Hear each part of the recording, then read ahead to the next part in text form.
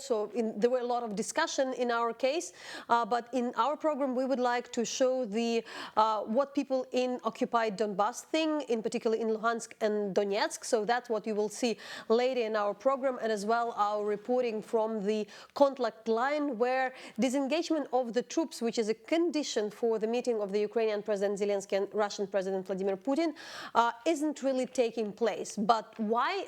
That's you'll see in the second part of our show, but we will start with a different topic. Of course, that would be another story which stays with us for a while and will stay with us for a while. And we are speaking about the US-Ukrainian relations. As testimony after the testimony by the top US officials from the State Department, putting more light on the fact that the US President Donald Trump team was really trying hard to engage the Ukrainian President Zelensky into the possible investigation of the Trump's political rival Joe Biden. But what's new? What does it mean, not just for Ukraine, but as the story is growing bigger?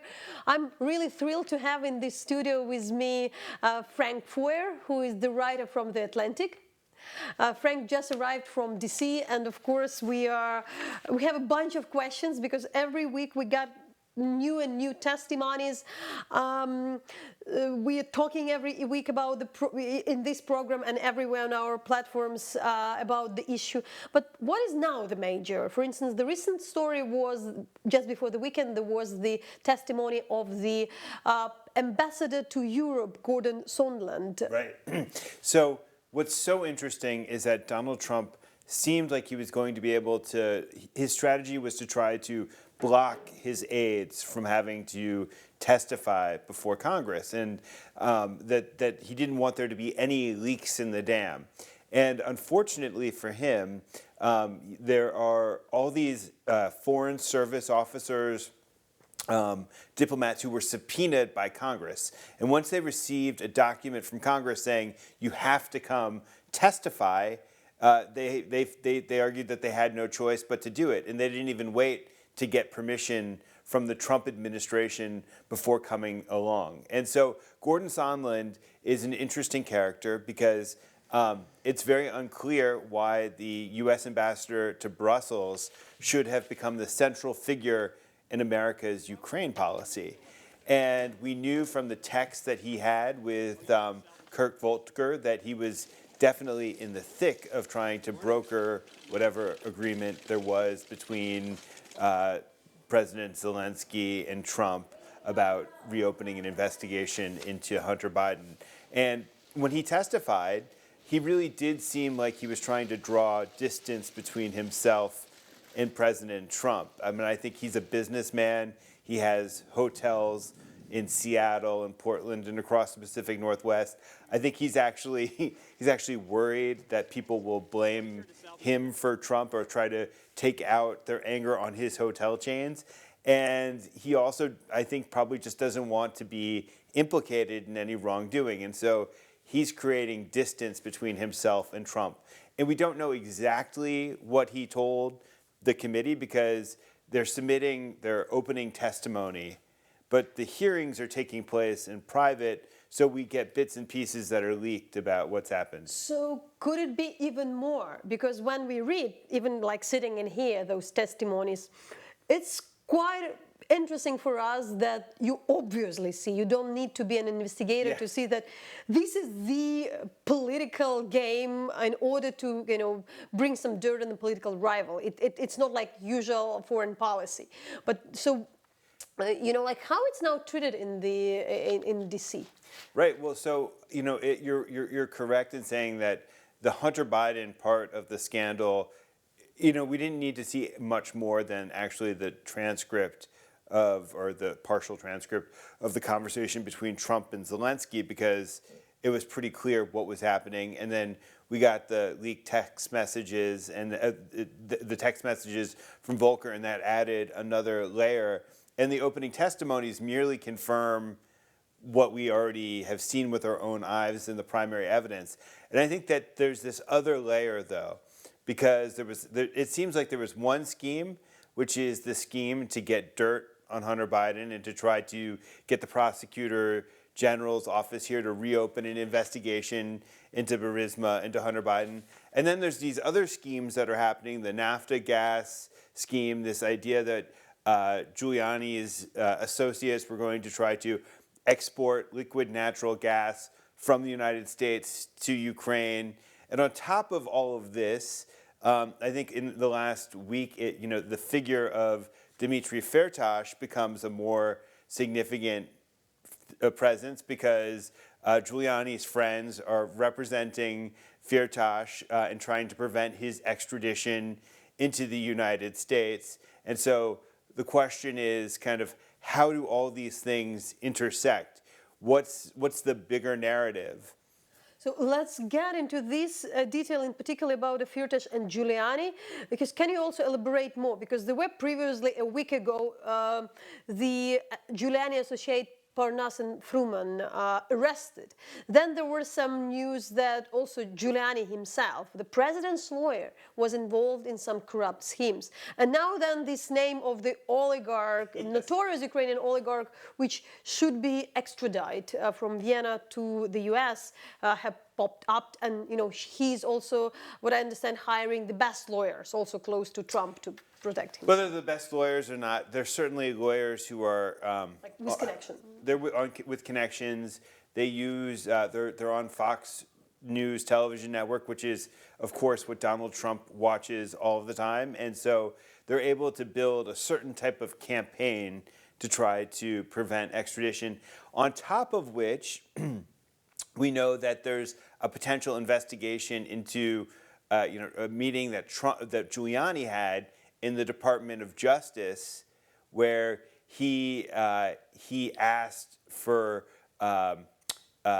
he was trying to prevent bribery charges under the Foreign Corrupt Practices Act to be brought against some. I guess it's described in the New York Times as a Russian connected figure. We don't know who that is, but it seems like he went to the Justice Department to try to argue on Firtash's behalf. And still come back to this Naftogaz, because it was less discussed than, for instance, the other schemes. So how would you describe the whole thing? So what they were really trying? That's what we found out from we don't know. I mean, to me, when I look at what they were trying to do, it's what we would describe as a harebrained scheme. It was not. It didn't seem like a serious effort, which raises questions: why were they doing it? Because I think it would be very hard, from what I understand, it would be very hard for Ukraine with existing infrastructure to import liquid natural gas from the United States. Were they sincere in trying to make this happen? Why were they so focused on changing the leadership at Naftogaz? Because that doesn't seem like it's totally necessary to making their export scheme happen. And so when I read the situation, I see lots of interesting questions that I'm sure journalists and congressional investigators, maybe even prosecutors, will be pursuing further. But what's also happening, for instance, in the places like State Department? Because there is a lot of also confusion that you see those people giving testimony as former Ambassador Marie Yovanovitch. There would be still the current charge d'affaires giving the testimony. But we know that, what I understand, Michael McKinley, who is advisor to the Secretary of State Pompeo, has resigned. We also hear that the Rick Perry, the energy secretary, might leave, which I don't understand. It's not confirmed yet. Yeah. Well, Trump said the other day that he's going to be leaving by the end of the year. Okay, so how we see, what is this sign that so many officials just connected to this story, just trying to stay away?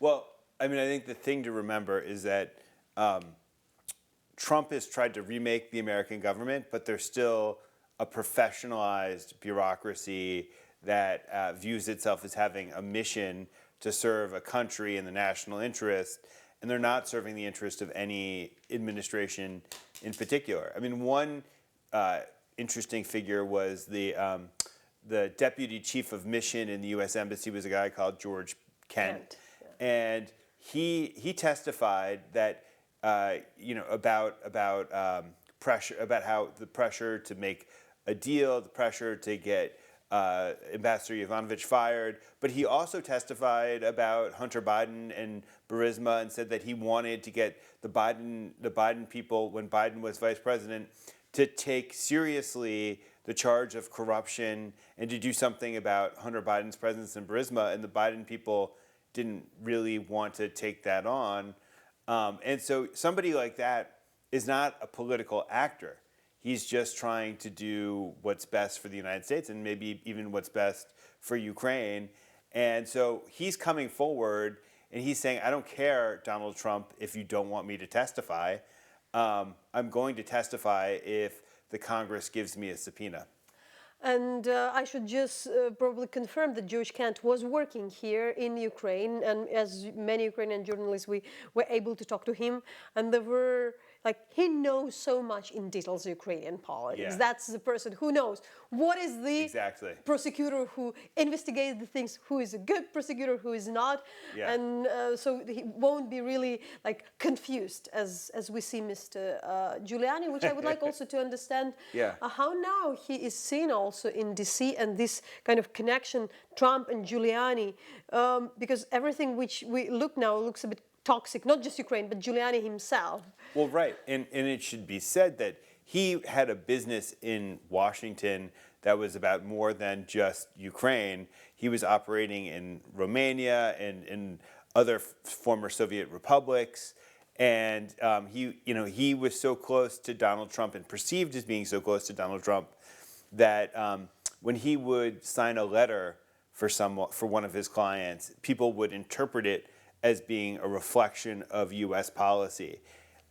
So he was inventing, I think, a new form of corruption in Washington, where the fact that he was the president's lawyer meant that he could go off and do deals and get clients all over the world. And if they were criminals, he could go to the Justice Department and try to make their case, and people would listen to him in a way that they wouldn't listen to any other lawyer because he was the president's lawyer.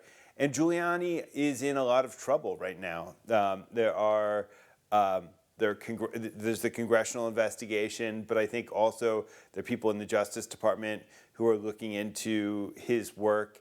And his relationship with Trump is ultimately a problem for Trump, because I don't think that Trump will ever want to get rid of him. The way that Rudy Giuliani behaves when he goes on television and when he's on Twitter, he has an audience, which is Trump. And so he's constantly broadcasting opinions that Trump wants broadcasted. Trump's watching him. He loves watching him. But everybody probably in this part of the world are confused whether at this stage there is any communication of the other, I don't know, foreign leaders or anybody with Giuliani. Because in the end, what we had this talk with this phone call, and then we had a scandal. And then many officials who are officials from the State Department, for instance, in our case, Kurt Volker, who left, some others, they are away. Everybody, for instance, the Ukrainian side was communicating. And then there is a question, whom to contact now? Because there are things. Yeah. You can't just frozen the relations, because there are many other things. Yeah. Well, this is... how do you understand how the State Department operate? And Yeah. Well, I guess fortunately the State Department is a massive bureaucracy, and in an embassy you have several different layers. I think that when you're dealing with the Trump administration, you're dealing with chaos. And even if we kind of look back over everything that we've seen exposed in the Volker communication, in the Sondland communication, it was chaos even then. People kept saying, we have to get in touch with Rudy Giuliani. You have the European Union ambassador handling Ukraine. You have the energy secretary taking this outsized role in the bilateral relationship. it must be incredibly confusing if you're Ukraine, if you're the Zelensky administration trying to figure out how you navigate any of this, which is, I guess, probably why they've just chosen to have radio silence for as much as possible, and to try to steer clear of this scandal and let and wipe their hands of it. And maybe I understand that there is still the investigation, but the whole story on the impeachment inquiry, how far it is at this stage, how serious it's also seen, because we know that you can announce the impeachment inquiry, but in the end, like in previous cases, there was no impeachment. So the process happens where you have an impeachment inquiry, and then the House of Representatives has a vote on impeachment, and it seems almost certain that the House of Representatives is going to vote to impeach Donald Trump, and that should happen sometime in November or December, probably. And then from there, it goes from the House of Representatives to the Senate, and the Senate has a trial where they meet 6 days a week, and I think it's 6 hours at a time, and every senator needs to be there and sit quietly as they hear the evidence against the president. And it seems extremely unlikely that the Senate would vote to actually remove him from office. So I know this is a little bit confusing because of the terminology. He's likely going to be impeached, but he's not going to be removed. So that would be the first part, and the Senate takes the decision on the removal from the office. Exactly. That makes it, of course, for us, especially for a lot of foreign leaders, to deal with this president, if we're speaking from this side. But really, then, how you see in this period, any kind of foreign relations with a country like Ukraine can be maintained by State Department, by Congress. Ukraine was always grateful for the bilateral support. Do you think that how this also story influenced this bilateral support? Well, I think it would be a problem for Ukraine if Ukraine didn't.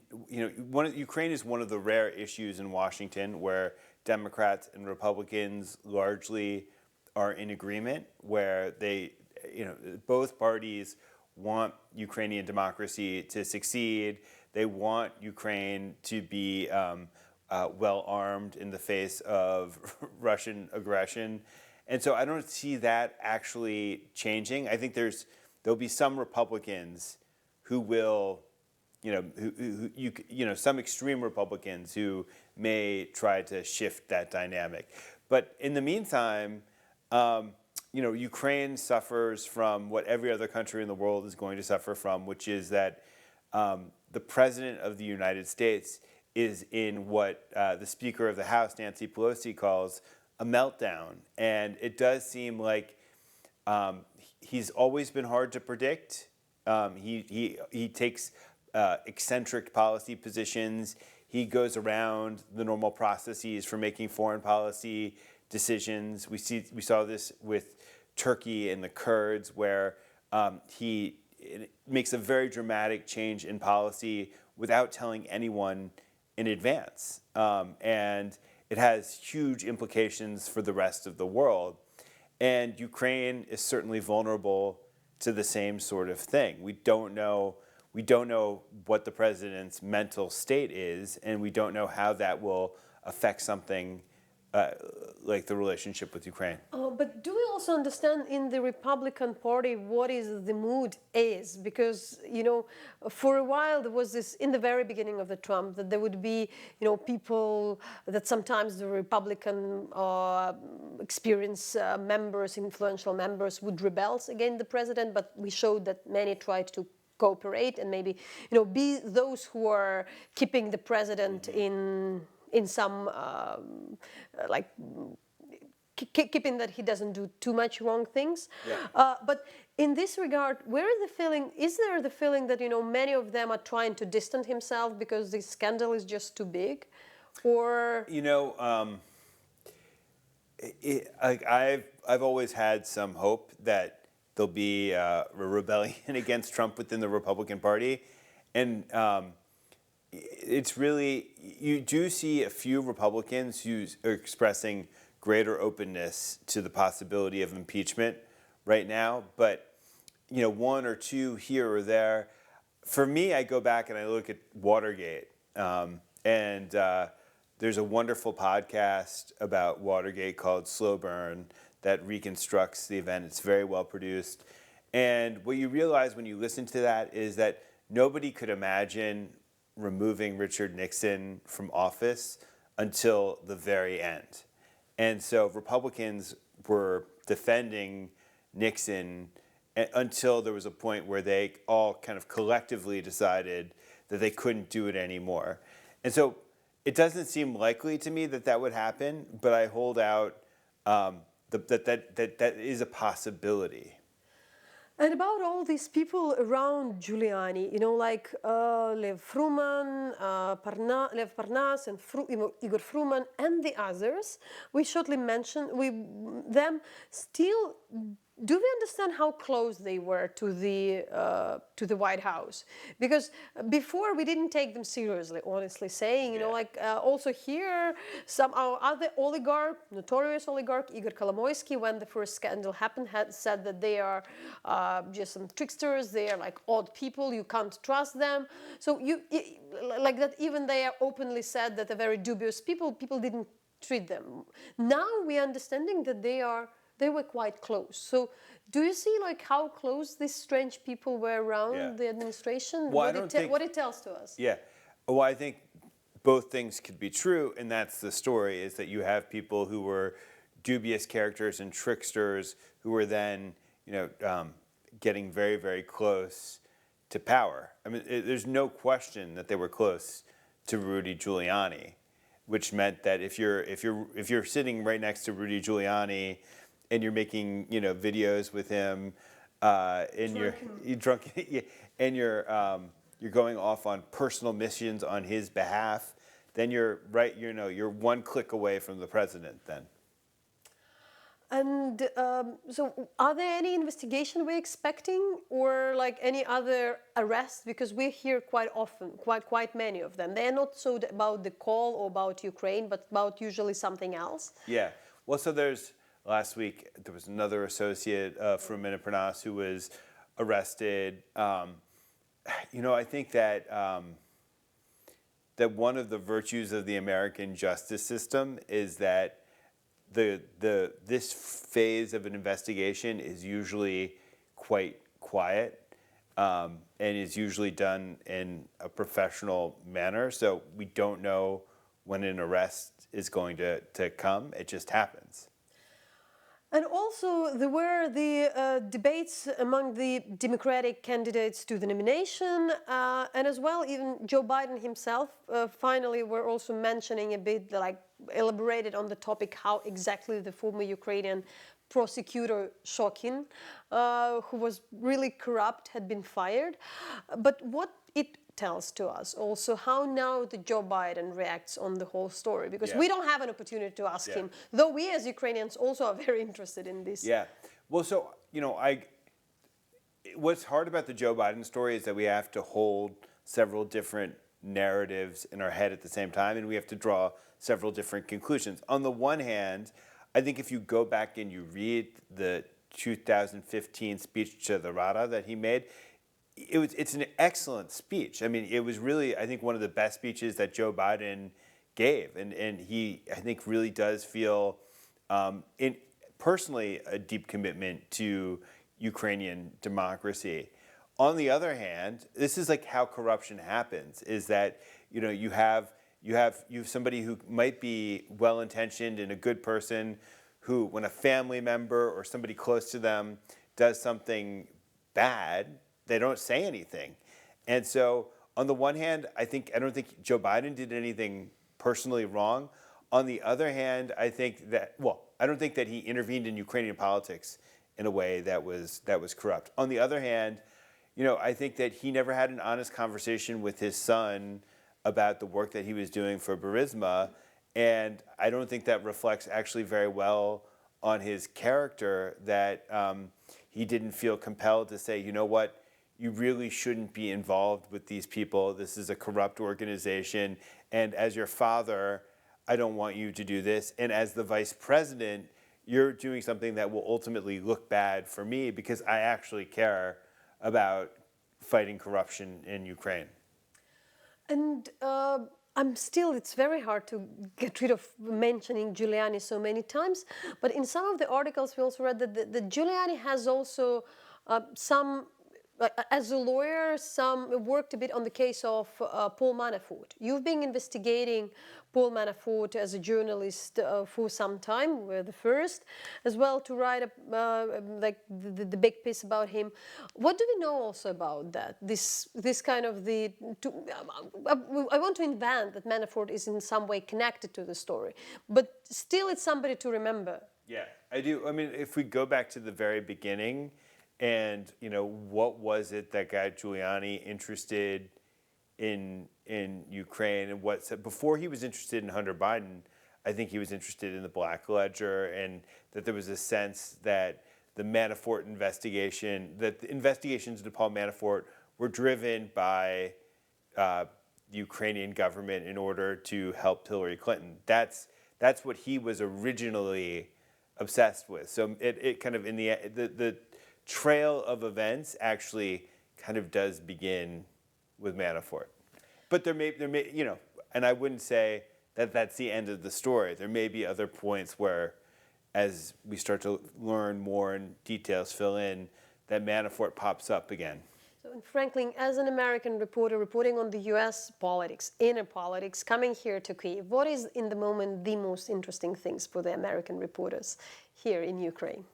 Well, like I said, I feel like we know, when I look at this, there's so many different layers to the scheme. And I do think that kind of the nature of corruption in Donald Trump's Washington is that you're never just trying to hurt an opponent, you're always trying to make money.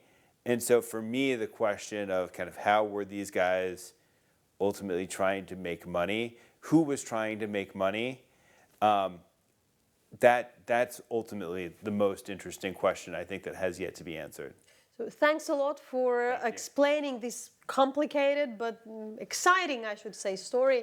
And stay with us. I would encourage also you follow us on social media. Go to Hromadske international webpage, en.hromadske.ua, but also support Hromadske financially. You can donate. You have the button on the top of our web page that would make possible our job, so we can explain what's going on here in the region, as you see. And we'll be back in a second with a different story.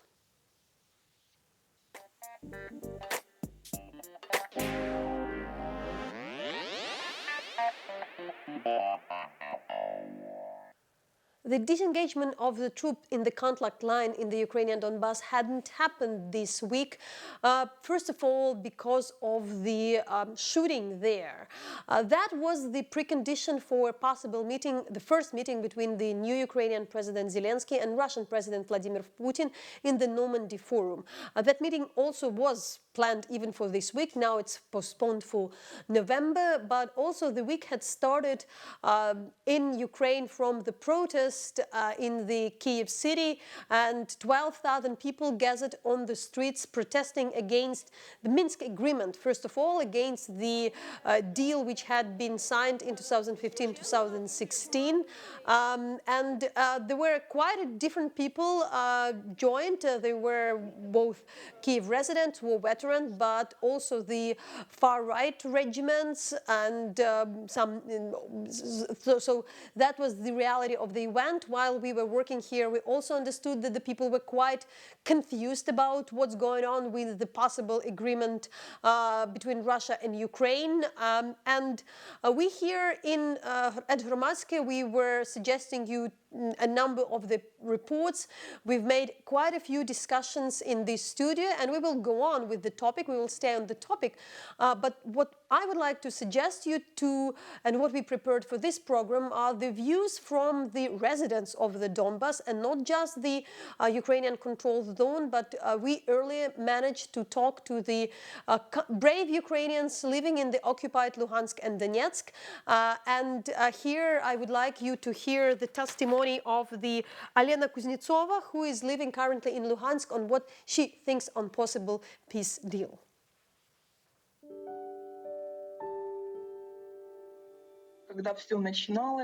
Even when everything was just starting to happen, we thought about how it could end, and we understood that it's very difficult.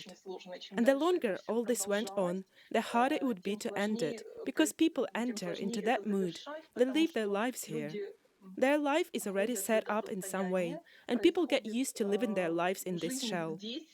Even if they wanted to change everything, it wouldn't be possible to do this in one action and one moment. People can't just leave somewhere normally, especially out of Luhansk. If Donetsk has a couple of automobile checkpoints, in Luhansk it is a very serious thing. If you can't physically walk past the checkpoint, then you're trapped here. My father and I cross the checkpoints pretty often at Stanitsa Luhanska. Little by little, when I'm talking to people in the queue, they say that they used to wait for 7 to 8 hours, but now it's a lot faster and simpler. A pedestrian bridge was built, so you no longer need to go down and back up, which was very difficult. The people whom I talk to here are eagerly waiting for troop withdrawals. I haven't heard anyone say that it will be a bad thing or unsafe in my circle of friends. People want some sort of clarity and understanding, some sort of exit from what is going on, because the current situation doesn't satisfy anyone. Everyone understands that it has to be resolved somehow, and this withdrawal represents hope for many people here, that something could move from this frozen spot, that something can happen. Events are unfolding rather quickly, and this builds hope. I very much want residents of Severodonetsk, everyone who listens to us, to understand that the people who live here also want peace. They want calm. They're citizens of Ukraine, and no one in my circle of friends thinks otherwise. There are people that, even if they think differently, have to be included in these conversations. You need to talk to everyone, no matter how radical the mood may be. If you don't talk to these people, nothing good will occur.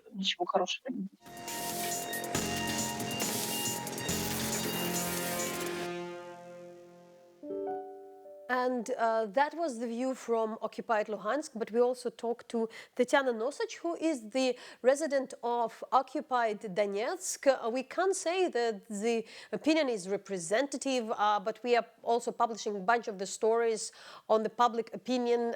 It's quite difficult to get it from that territory.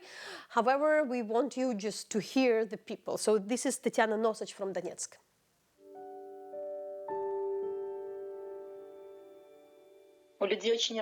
People have very different ideas of how it should be. But I think what the majority can agree on, the one thing everyone supports, is a negative peace. The kind of peace that at least doesn't have any military actions. It seems to me that this is supported by the majority of people who live here. People have different ideas on anything more than that. People have a lot of fears and worries, and sometimes this translates into aggression, into grievances against the Ukrainian government. Some part of the population is just waiting for all this to end, and for Donetsk to rejoin Ukraine. To be honest, I haven't heard any fears about the disengagement here, over this site in Donetsk, but I've heard a lot of military noise in the last few days. I've heard a lot of planes taking off and landing, which I don't understand because in principle, it seems to me that we're not even tracking this anymore. The noise is audible. I live in a neighborhood where it's quiet, but the sounds even reach us. The biggest worries at the moment is the fact that the Ukrainian society is so tense, and we can see that from here. And of course, people believe the Russian television that is broadcast here, which is provoking that tension by showing the most shocking images of this Ukrainian fear. We here are still very scared that the conflict may erupt into a hot phase again, considering that the Ukrainian public is unwilling to consider ideas of separation of forces. I haven't heard people eagerly discussing the Steinmeier formula. Of course, maybe on television it's discussed, but I personally try not to watch TV here. But I like the fact that even when I just walk into a grocery store where the radio is on, I hear discussions like, is it okay if this republic's return to Ukraine? Is this normal or not? Even some panel shows that take callers. If before, when I entered a store, I'd hear only talk about how we need to liberate these territories in the Donetsk and Luhansk regions that are temporarily occupied by Kiev, Then now I hear talk about, is it okay or not for us to return to Ukraine? I can see that something is starting to change for us. I sometimes also don't understand what's going on in Donetsk or Luhansk or in Ukraine, and I think that the best way to find out is to talk on a horizontal level, to talk to each other, to learn and understand our fears and your fears. Very often, our fears dictate our decisions. They lead to emotional aggression.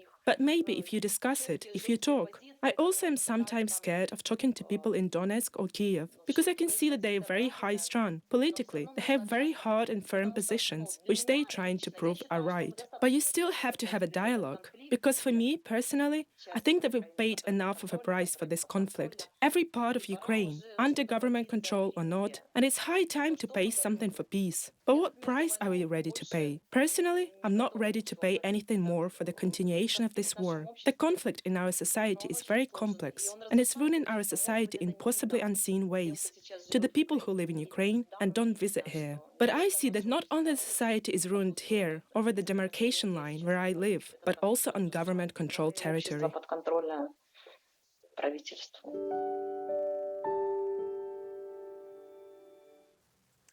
One of the big controversies within this week were the disengagement of the troops in the contact line.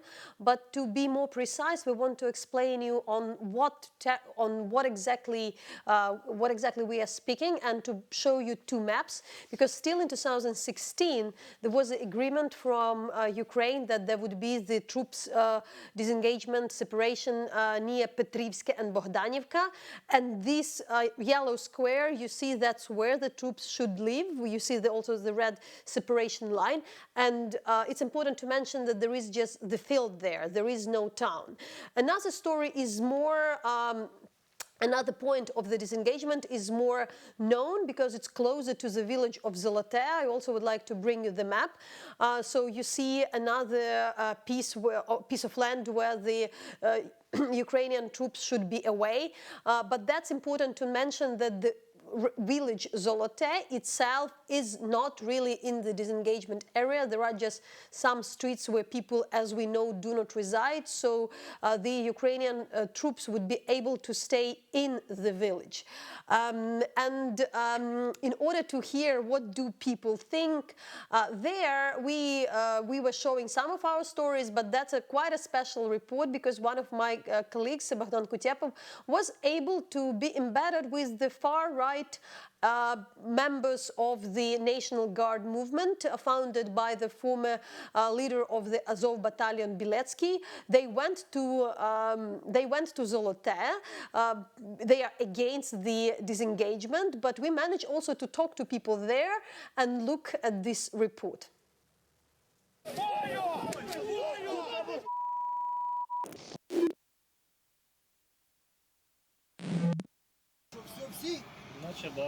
Все.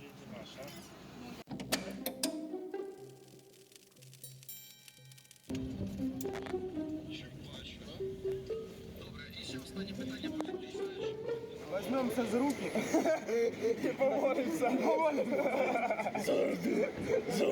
Did they really find someone with an air gun? Legal too.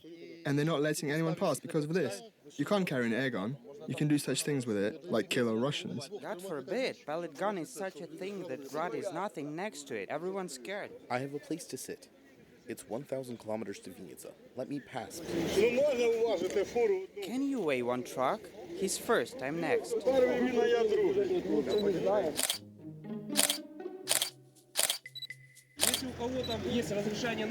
If anyone has arms or pellet guns, come to me with a permit and I will write down your details so you don't have to wait too long.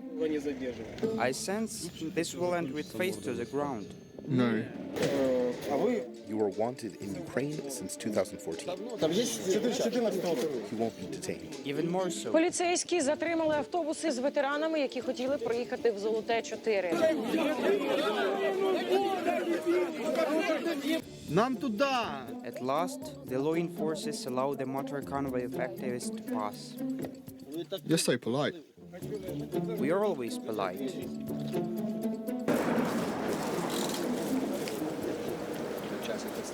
Через затримки на блокпостах активісти приїжджають у Золоте лише під вечір і прямують одразу до пункту в'їзду-виїзду.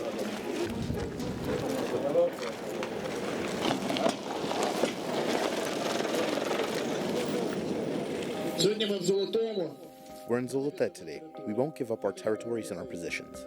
They're trying to cover up with some Steinmeier formula. They're trying to sell us peace at any cost. I'm ready to stand up for every resident of this area. We've lost hundreds of servicemen because we've believed Russians. The authorities should have delivered bread to Zolote 4. They should have provided for an ambulance. This is our last checkpoint, which we cannot abandon.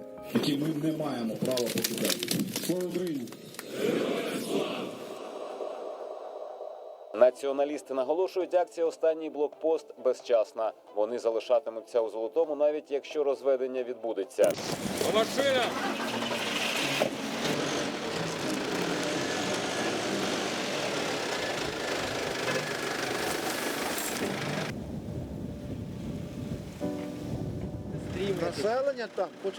The population wants to expel everyone. They want to come here and expel those who are here. Those who came by bus? People gathered and said, why don't they wear a uniform, Ukrainian military uniform, and then go fight? Who sends those signals that there's no bread? The defense minister and head of general staff came 2 days ago. A truck brings groceries every day. Why didn't you go there? You have the accreditation. Go and have a look. Let's go.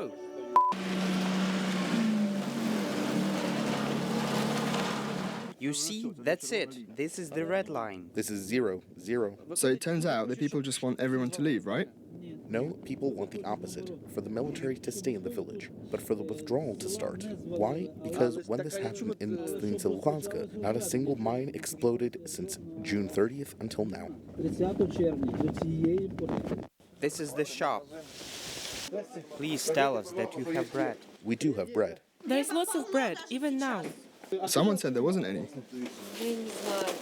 Люди в Золотому 4, ми говоримо там про магазини, у них уже 3 місяці немає хлібу. Взагалі, повністю, абсолютно. Not one, but look how many. There's bread here and there. Did you know there was a rally here today? A rally? Just now. We didn't see anyone. Not here, but by the barrier. A meeting. Don't you know? No, seriously. You don't know either?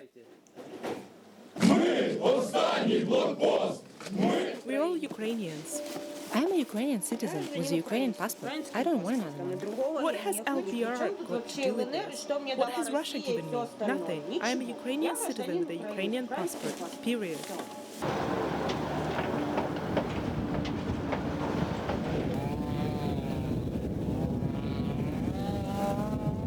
There are kids here too?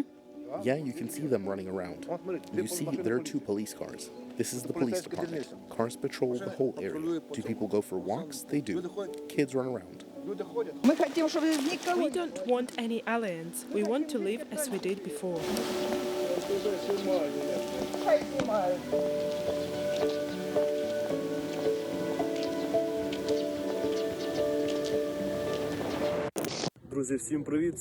Hi friends, good afternoon. This is the last checkpoint talking here. You can see our van here that will bring bread to Zolote 4 because it hasn't been on sale for the past few months.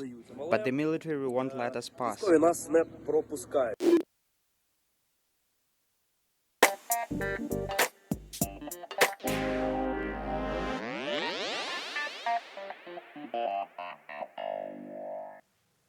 So thank you from the entire Hromadske International team for watching. Go to our webpage for the full version of our interviews and stories. It's en.hromadske.ua. Sign up for our newsletter. It's also on our webpage. And stay tuned. Support Hromadske. With this, I tell you goodbye and see you in a week.